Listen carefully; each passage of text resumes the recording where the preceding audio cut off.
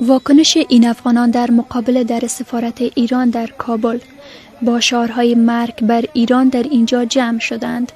آنان نگرانی خود را از برخورد اخیر مرزبانان ایران با پناهجویان افغان و به دریا انداختن ده‌ها تن آنان بیان می کنند.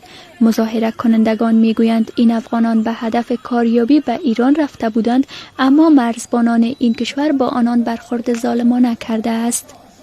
به خاطر پیدا کردن یک لقمه نان به کشور ایران سفر کنند که در مسیر را از طرف سپاه پاسداران و نیروهای انتظامی ایران مورد شر و شر قرار گرفتند و اینا را مظلومانه به شهادت رساندن و به دریا انداختند که این یک عمل غیر انسانی و حیوانی از اینا را ما محکوم میکنیم.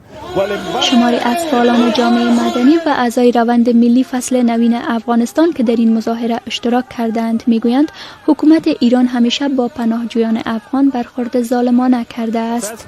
بنابراین تعلق میگیره خون افغان ها به مردم افغان ها. سیاستمدارا امروز هستن و فردا میرن، ولیکن ما هستیم و ملت ایران هست. ما از ملت ایران و از ملت سلحشور ایران هم میخواهیم که مانع خودکامگی و مانع جنایات رژیم شوند تا خدای نخواسته روابط برادرانه‌ای که ما با مردم ایران داریم خدشه‌دار نشه.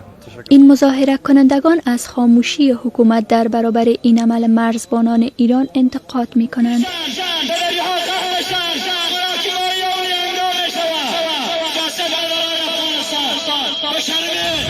سازمان ملل متحد باید هر چه زودتر مظاهره کنندگان در اعلامیه خواستار ریشه‌یابی این رویداد و مجازات عاملان این رویداد شدند.